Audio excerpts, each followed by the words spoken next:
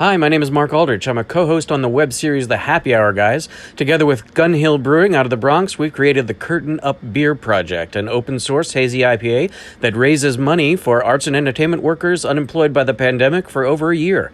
Go to curtainupbeer.com to find out more. We're asking breweries everywhere to help us give a hand to people in need.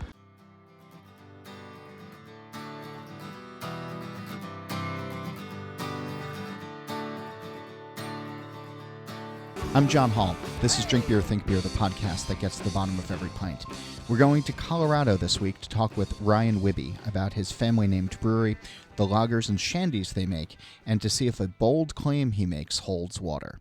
But first, a reminder to check out beeredge.com for articles, our merch shop, episodes of the Beer Edge podcast, and more. Plus, follow Beer Edge on social media at The Beer Edge and catch up with all things smoked beer on the This Week in Rauch Beer page on Facebook. We're also on Twitter and Instagram at TW Rauch Beer. And you can also learn about advertising and supporting this show and the work that we're doing by reaching out to Liz Melby on email. She's always available at liz@beeredge.com. And speaking of that, this episode is brought to you through support from NZ Hops.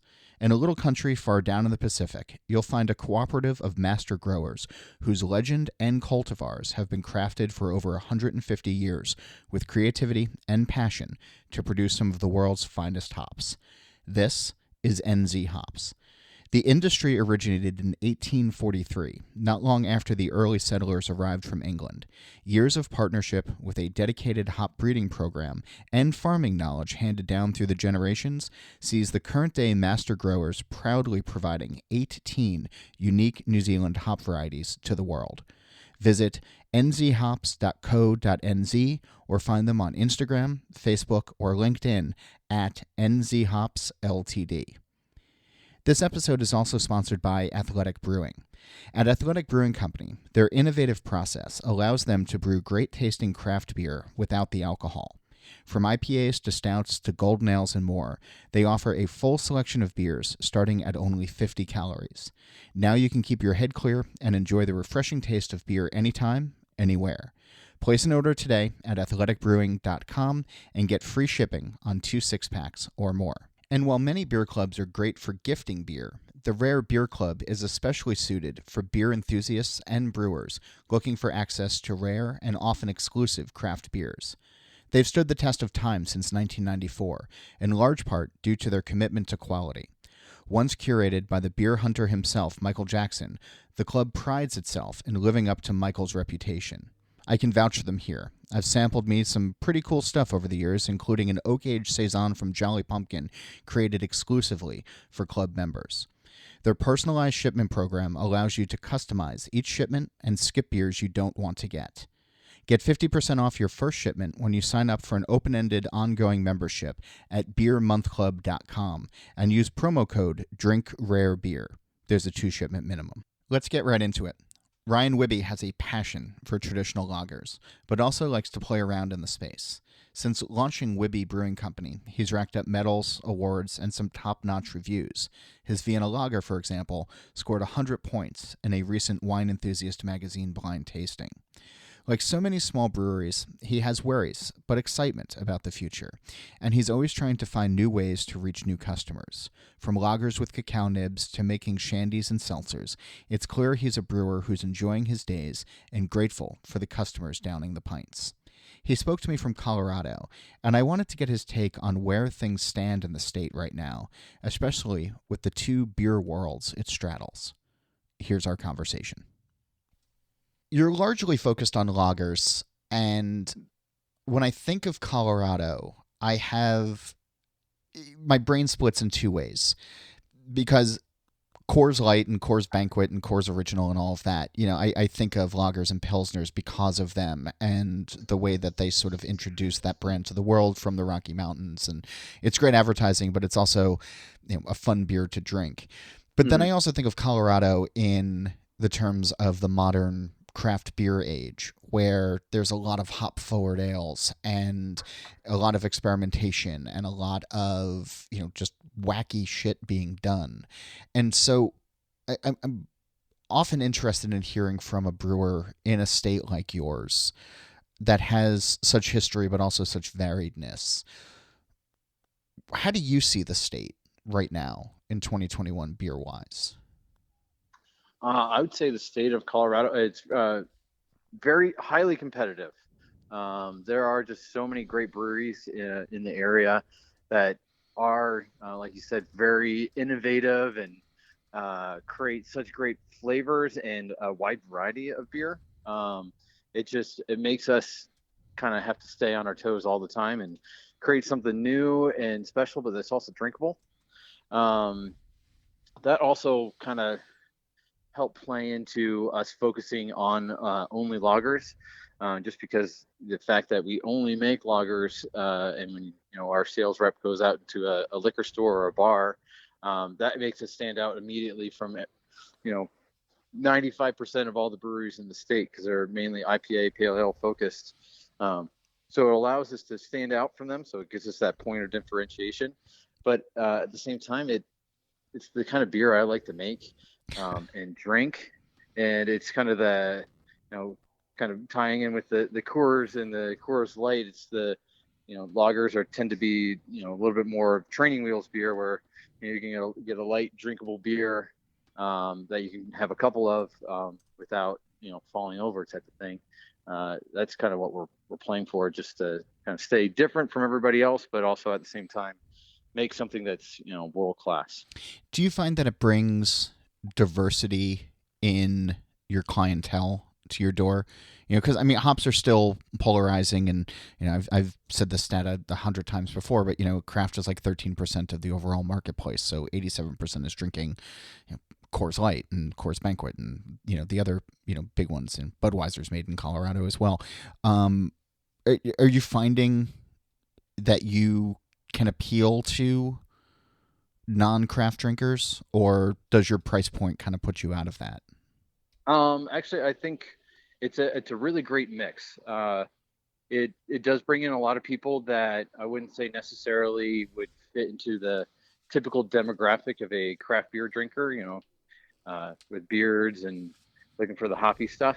They're more people who we're trying to convert from Coors Light, Coors Banquet, to our Light Shine Helles or our home team Pilsner, as something that's easy, drinkable, and quite approachable at the same time.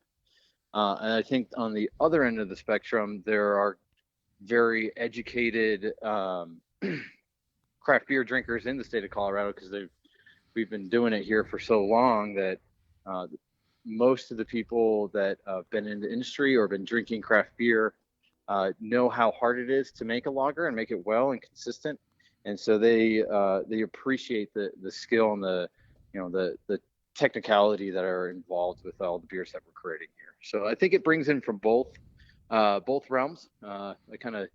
It's also our geological location. We are right on the border of Boulder County, which is, obviously Boulder is a very liberal city with the university. And just miles away is Weld County, which is, a lot of oil and fracking and different type of just demographics over there that are more the, entry level people drinking beer. And so we see a huge, just both sides of the spectrum coming into the tap room or buying our beer out in liquor stores and bars, which is great because I kind of like seeing how craft lager can pull from both sides. As you said before, most beer drinkers are lager drinkers, Mm-hmm. so we can kind of pull from that side and get them to convert to craft beer. But then also the educated craft beer drinker understanding the technical quality of our products is a big drawing point for people to come and try our products out. So, what drew you to making lagers and to sort of focus the business Um, around the style? I from my when I first started at Iron Hill Brewery and Restaurant in Lancaster, Pennsylvania, which has a pretty strong German brewing heritage, right by Stouts Brewing there. Mm-hmm. We first made, it was like the first time I ever made a Maibach. And it just kind of blew my mind that there was something so, clean and drinkable, but had tons of flavor and like the the varieties of lagers that you could brew was just so wide and vast and diverse. Mm-hmm. It just really intrigued me. Um, Fast forward a couple of years when I went to the VLB in Berlin, where I got my certified brewmaster certificate. This is like the light bulb moment for me was Matt Brindelson of Firestone Walker came in to do a hop profile with American beers that he brought in and American hops to kind of just educate us. Mm-hmm. And he's a big hero of mine. He's super smart. I still get really awestruck when I see him at like CBC or GABF, and Oh, sure. I'll walk by him and say, "Your inspiration," and then run away like a little teenage girl type of thing. And I think he's used to that. yeah, I bet he is. And then they gave us the challenge to brew a traditional German style beer with American hops. And so we were in this group with, I think, 10 brewers, and we had to come up. Our category was Bock beer, and we made it with American hops. And that's kind of the birth child of our IPL. Mm-hmm. So we made a strong red malty Bock beer with I think it had Citra, Mosaic, Simcoe, Centennial, Cascade, all crystal hops in there. And so this beer, it still had that German malt backbone of a Bock beer, but as soon as you opened up the bottle or smelled, the beer in your glass, you could tell it was made by Americans with American hops, because it had this huge hoppy citrus flavor to it. The bitterness was well in check, and allowing some of that, Bock malt to come through. Mm-hmm. And it just kind of created this whole new realm for me, where you could take the tradition of German beer they've been working on for several centuries, and then put the new spin on it with American hops, American ingenuity, which really just kind of made me realize that there was a huge world of beer that wasn't being explored, and I kind of wanted to seek that out. So I find that interesting, of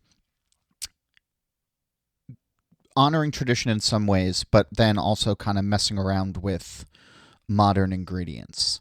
Mm-hmm. And there's obviously purists out there who say, you can't mess with tradition, and the whole U.S. brewing industry has sort of laughed at them. Folks who say that. What have you found of the benefits, though, of mixing tried and true methods, tried and true recipes with the modern hops? Mm-hmm. Yeah. I personally, it allows me as a brewer to kind of put my own stamp in each style. Mm-hmm. Where I know if I were to be trying to make a traditional Pilsner or traditional Helles, as much as I could try to make the most perfect beer, it would be very difficult for me to match anything that could be made in Germany or Austria, Mm-hmm. just because they've been doing it for centuries and centuries and have so much experience with their product and their science and everything like that. I felt like it was necessary for me to put my own stamp on each style with those creative ingredients to really kind of make the product our own. So every time, like with our Moondor Dunkel, I created a recipe for, a dark lager that was pretty standard for a Dunkel side, and to just really turn up the notch, we started adding cacao nibs in the boil, which created this different bitterness from the chocolate, which accentuated the chocolate flavors from the malt, or from the chocolate malt. Yeah. And just it really made it, I would say, stand out from the traditional Dunkels that I've drank in the past, but at the same time made me feel like I was creating something new and trying to push that style to a new level. And all right, so pushing styles to a new level, because that, to me, I feel like the old guy again, and I'm really trying hard not to these days. But styles have become so blurred that when we're talking about a dunkel with cacao nibs, like, is it even really a dunkel anymore? You know, or is it something entirely new? And how much do styles matter to you in your brew house? It depends. I think it depends on what style we're looking at for that day, or for that brew. I feel like even if we are, trying to make a dunkel, but putting a different flavor onto it, or and trying to push that boundary, we still want somebody who, is well versed with German beer styles to be able to take a sip of that beer and be like, okay, that's definitely a dunkel still, but it has this extra flavor to it. So it still has that, strong base within tradition. It's made with good ingredients. It's brewed technically sound, but at the same time, we're adding another dimension of flavor to it, so it can maybe open people's eyes to lagers aren't just yellow fizzy water. They can be something that has layers of dimension to it, compared to what they've seen in the past. So I like to say that we're not trying to do every throw everything into the kitchen sink at every beer, but keep that tradition within the beer, without kind of bastardizing it at the same time. More with Ryan in a moment, but first, a word of thanks to this episode's sponsors, and I hope you'll give them a closer look. At Athletic Brewing Company, their innovative process allows them to brew great-tasting craft beer without the alcohol. Place an order today at athleticbrewing.com and get free shipping on 2 6-packs or more. We're also brought to you by NZ Hops, a cooperative of master growers whose legend and cultivars have been crafted for over 150 years to produce some of the world's finest hops. NZ Hops are like no others, unique in their flavors and aromas. Visit nzhops.co.nz to explore more. And the Rare Beer Club is especially suited for beer enthusiasts and brewers looking for access to rare and often exclusive craft beers. Get 50% off your first shipment when you sign up for an open-ended ongoing membership at beermonthclub.com and use promo code DRINKRAREBEER. And now, back to my conversation with Ryan Wibby of Wibby Brewing Company. COVID's still the big story, and we've seen a lot of changes from a lot of small breweries. And one of the things that I was sort of that I found interesting about what you did was you switched to a brew pub model over the course of the last year. Was that ever something that you would have entertained before the pandemic? Actually, in our planning process, the first idea that me and my business partner had was to do beer and pizza. And so on my birthday, I flew out to Chicago to meet with him and bring some of the home brews of the pilot batches that I already had made. And I learned how to make dough. And so I was going to make pizza, and we're going to have like pizza and beer that we made all together and pair them well. As we were going through the tasting and making the pizzas, I remember turning to Ted, my business partner, and being like, there is no way in hell that we're doing a brew pub. I cannot make pizza. I'm not a kitchen person. I know how to make beer, and this is not my thing. Kind of fast forward to where we're at now. One thing that we've just noticed in the past is that there's a lot of big groups that come into, the tap room, and there's always that, one or two people who are celiac, so they can't drink anything gluten, or are wine drinkers only, and so either the group won't stop in because there's somebody in the group that doesn't drink beer, and we're kind of losing out on that business. And yeah. So moving to that group, it was significant enough that you could notice the business that you were losing. We were seeing people bringing cider bottles and cans of cider on their own, sneaking bottles of wine in that we'd have to take away. It was like really becoming an issue. It's a pretty decent way to build up a home wine cellar, though. Yeah, exactly, right.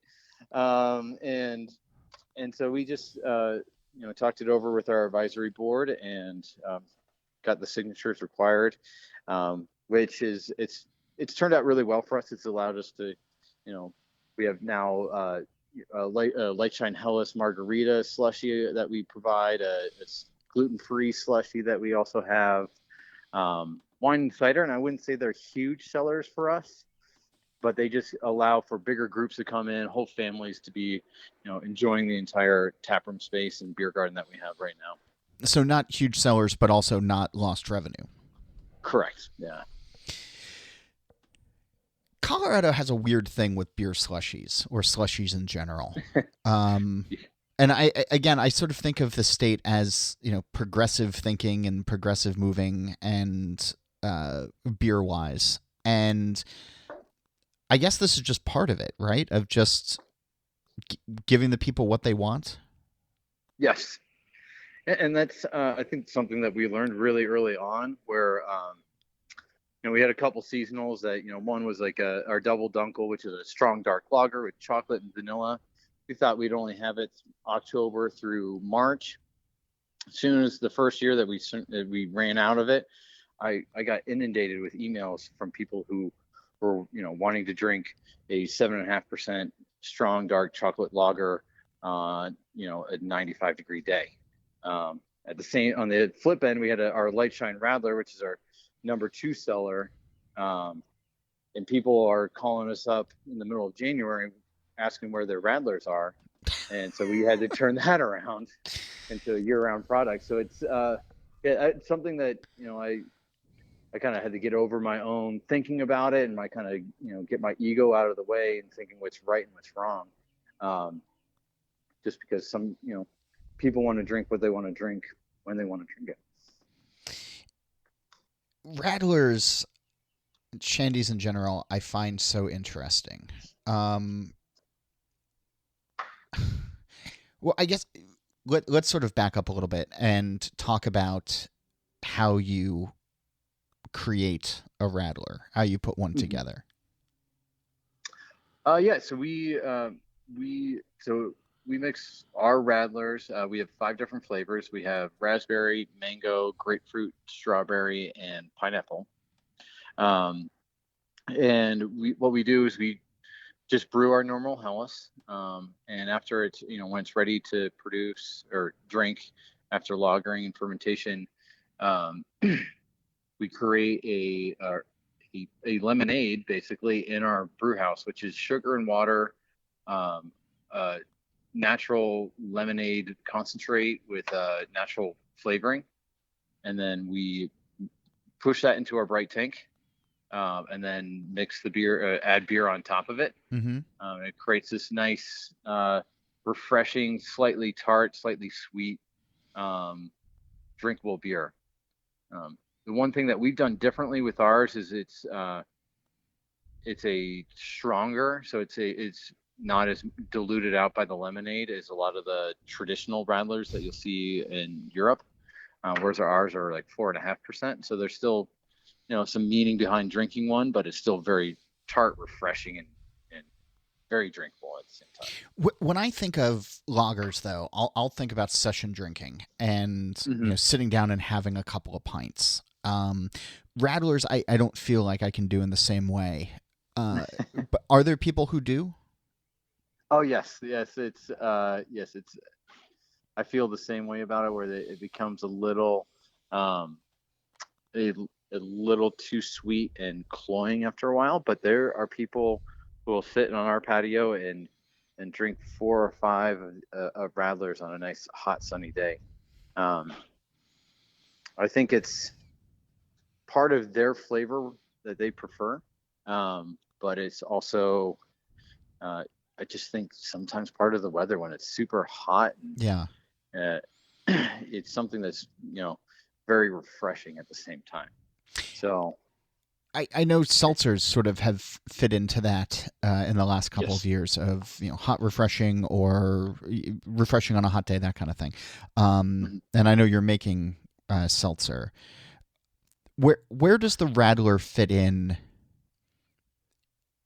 beer drinking wise, from what you can observe, in the tap room or outside or to go sales or wherever, when it comes to lagers, to rattlers, and then to seltzer? Where does that typically, like, where do rattlers live?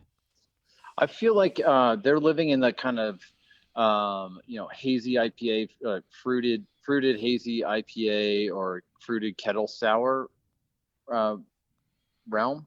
Mm-hmm. Um, just because they are light, refreshing, and drinkable, and have this fruit flavor that you don't get from any of our other beers. Okay. So they kind of live in that area, I think, for the drinkers that enjoy them. I also think it's another kind of a training wheels beer where people who don't necessarily drink beer will drink one of those and actually like it. I know when, I've been brewing professionally since 2007, and I was always proud of the work I was doing at whatever brewery I was at, and I'd bring beers home and I'd give, a taste to my mom and my dad. My mom would always just like take a sip and be like, "Oh yeah, that's really good," and then like pass it off. And then when we started making radlers at the brewery here, that's all she would drink. She does also drink it on ice, but she loves all the different flavors that we're able to produce, because it's not necessarily beer flavored beer, Yeah. but it has this nice fruity effervescent flavor to it. I like that. That's cool.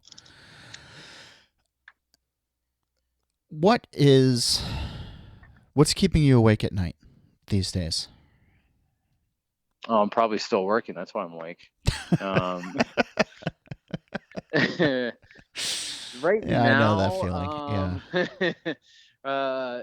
right now it's just keeping up with just the changing dynamics of our industry, where whether it's coming from the can shortage or new regulations and restrictions for on-premise consumption. Those keeping up with all those changes has been really difficult over the past year and a half. And so, like right now, on the can shortage side, I went the other way and just started buying as many cans as I possibly could, which is filling up our entire building with them, which is good to have the cans, but it's also a pain to, not be able to walk around because there's just so much stuff in the way. Can I just back up just a little bit on the Yep. can thing, because I've been hearing a lot about the can shortage. I've done some reporting on the can shortage. It's different for every brewery, and I think the larger breweries don't really have to worry because the can manufacturers have longstanding relationships with them. They have deep pockets, et cetera, et cetera. Um, and then I've also just heard people saying like, well, I'm just buying up cans because I'm hearing about a can shortage, and it reminds me of like the early days of the pandemic with like toilet paper and things like that. um how real for you is this can shortage? It's pretty real. We this year we were gonna go take 6 or 7 brands into printed cans, which would save us a lot of money. We had the storage all lined up for them, and then when I started trying to make these new brand purchases, they were telling me I wasn't going to receive them until January of 2022, Jeez. which is not really doable for us. Yeah. So what we did, we first just bought as many blank cans as we can get, and we bought a very entry level hand labeler, where we're labeling one can at a time, which took it'd take like a full day's work to label 100 cases. So it was just a little painstaking on that side. Finally, we just received the inline labeler. So as we're canning, we're labeling the cans too, which has helped out tremendously, and allows us to keep up with production, make sure we get the product out to our distributor in time with a nice, beautiful label on it. So it's been a struggle just trying to figure out what's going to happen when, and make sure that we have the cans so we don't run out of each product. On the other hand, it's been really kind of fun on my end, because right at the beginning of the pandemic, we lost our designer, and we still had a bunch of design needs, and so I kind of just did a YouTube course on Adobe Illustrator, and then started making my own can labels. So, like for example, the Vienna that got the 100, I made that can label for it, and we just put it on the side of a truck, and it's really cool to kind of see my artwork come out. And now that I have a little bit, notches under my belt on that side, I've been getting to be a little bit more creative, just kind of push our brand a little bit further as I design more and more can labels for us. When you think about the brands that you wanted to bring into cans and get out to the marketplace, you're obviously going to have to make some tough decisions about some things that are going to have to wait a little while. Does existing sales dictate what gets out to the market? Because it seems like it's such a tough problem to have, because if you do put something new out into the market, it could become gangbusters and replace something that is already doing modestly well, or mediocrely well, or whatever. How are you making the decisions as to what gets greenlit when not everything can, based on the can inventory that you have coming in? Yeah, it's we've been kind of just testing the waters a little bit, where we have a really kind of unique situation, where we sell the majority of our wholesale product through Elite Brands, which takes their territory is everything south of where our brewery is, and we still self-distribute in our own Northern Colorado area. So we've been able to, we have these kind of small batches of beer that we'll do a short canning run and send them out for self-distro, or sell them through cans in the tap room, and just kind of testing the waters that way with small products has been kind of fun, because we get to be a little bit creative with our beers, but also see how the different type of styles and how well they sell in these different locations. So it's kind of hit and miss. I've for example, with the Vienna, people asked me to can that for a really long time, and I was like, I'm not going to do that. I know, WeldWorks won a gold medal with their Vienna. I think one of the first 2 years that they were open, and they tried to go really big with it, and it just fell kind of flat on the shelf, and so they had to discontinue it. So I was just really scared of investing pretty heavily in a brand of beer that I like drinking, but not necessarily think it's going to sell very well that far away from the brewery. Yeah. So it's kind of guess and check for the most part, but we use a lot of tap room sales and reviews on Untapped as just kind of a good way to gauge the interest for each product. Oh man, there are brewers who are listening to this right now, cringing, hearing that you're basing business decisions off of Untapped reviews. Every once in a while, a lot of them are pretty funny, which I like. But is there a recent one that stands out in your mind that just made you want to throw the laptop out the window? I don't think it was an Untapped review. It was a 1-star Google review that we got. This guy, he wrote, this would be a 5-star review if I was judging everything on the Hellas, but you put your Radler in our mix pack, and that is the worst beer that I've ever had. I wish this beer would go away with just like the year 2020 did. And I was just like, man, that's like, that's what's paying our bills now. That's a guy having a bad day. Yeah. Exactly. So. That's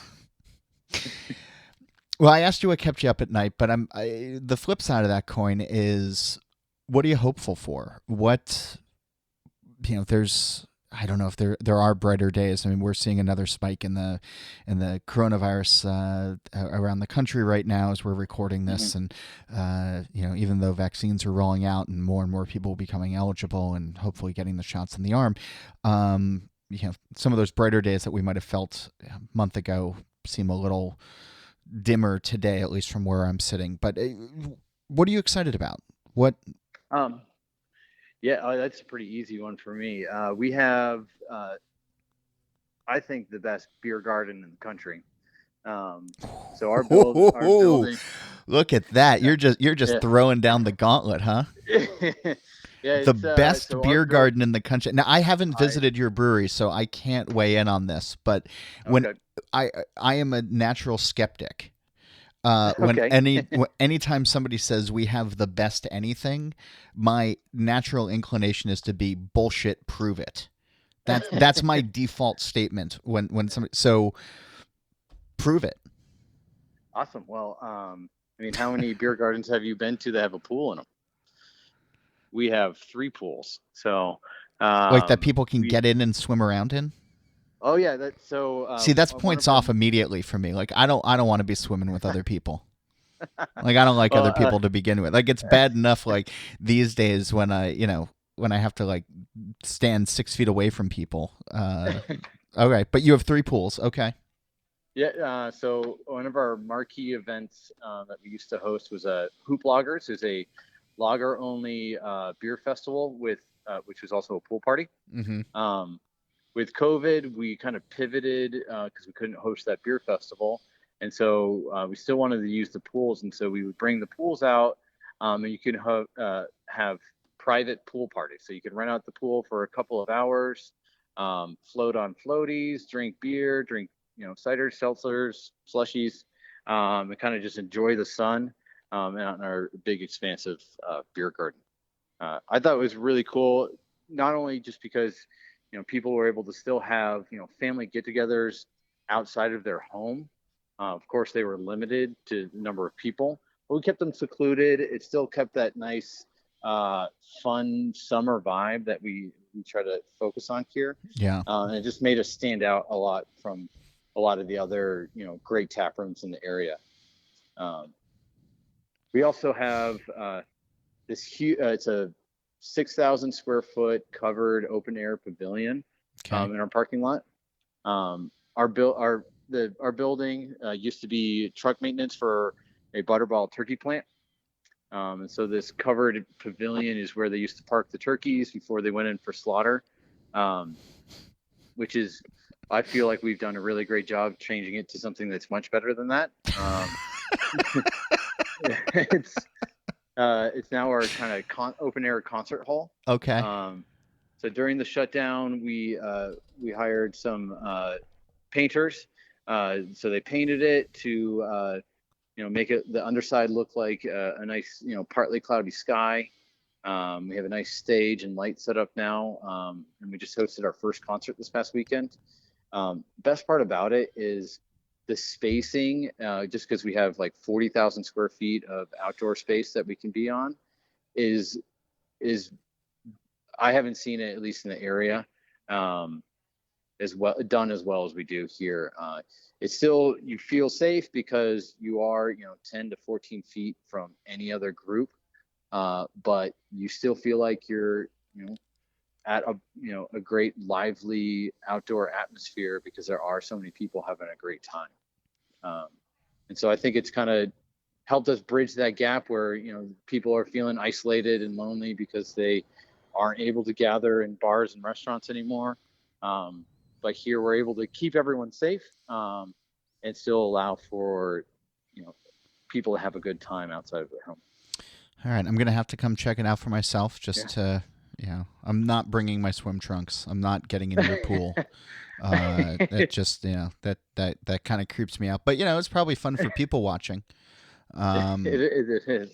Uh, when we can start to move around the country again, when we can start to move around the world again, is there a brewery that is not yours, that you are not affiliated with, that you're looking forward to checking out and Oh yeah, settling up to the definitely.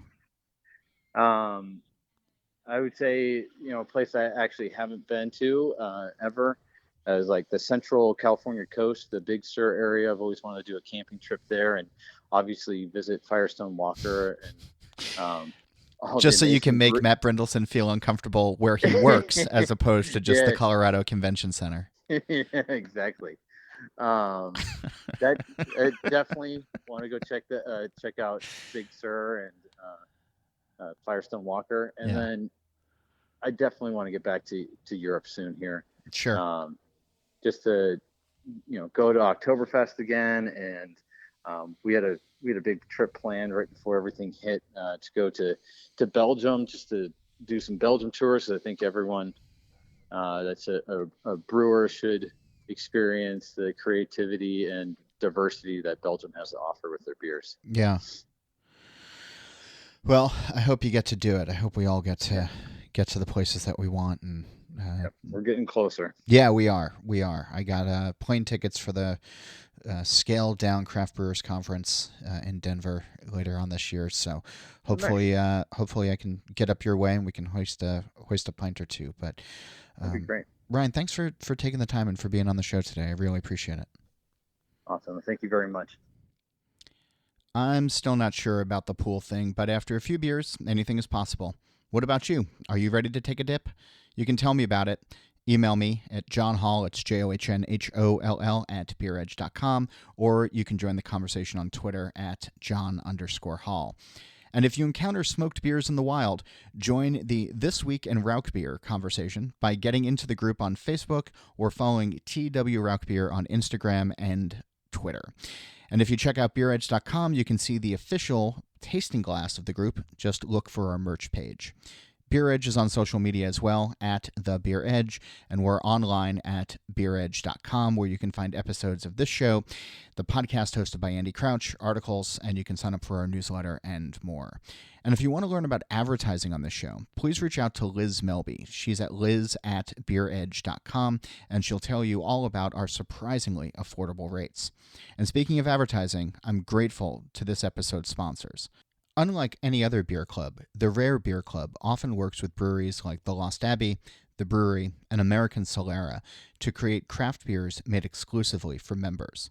They also bring in hard-to-find, exclusively imported selections, such as Phantom's Magic Ghost, West Vleven 12, and H.R. Fredrickson Vassal Brunch, an Amager McKellar collaboration, which is a 10.7% ABV Imperial Oatmeal Stout aged in bourbon whiskey barrels with Vietnamese coffee. Wow. Their personalized shipment program allows members to customize each shipment and skip beers that you don't want to get. Get 50% off your first shipment when you sign up for an open-ended ongoing membership at beermonthclub.com and use promo code DRINKRAREBEER. There's a 2-shipment minimum. We're also sponsored by NZ Hops. In a little country far down in the Pacific, you'll find a cooperative of master growers whose legend and cultivars have been crafted for over 150 years with creativity and passion to produce some of the world's finest hops. This is NZ Hops. The industry originated in 1843, not long after the early settlers arrived from England. Years of partnership with a dedicated hop breeding program and farming knowledge handed down through the generations sees the current-day master growers proudly providing 18 unique New Zealand hop varieties to the world. Visit nzhops.co.nz or find them on Instagram, Facebook, or LinkedIn at nzhopsltd. And this episode is also sponsored by Athletic Brewing. At Athletic Brewing Company, their innovative process allows them to brew great-tasting craft beer without the alcohol. From IPAs to stouts to golden ales and more, they offer a full selection of beers starting at only 50 calories. Now you can keep your head clear and enjoy the refreshing taste of beer anytime, anywhere. Place an order today at athleticbrewing.com and get free shipping on 2 6-packs or more. If you like this show, consider leaving a review on your podcast platform of choice. I certainly appreciate it, and it helps other people find the show as well. Don't forget Steal This Beer every Monday and the BYO Nano podcast on the 15th of every month. Nate Schweber does the music, Jeff Quinn designed our logo, and remember to defend Pilsner. I'm John Hall. New episodes of this show release every Wednesday, and that's when I'm going to be back again to drink beer and to think beer.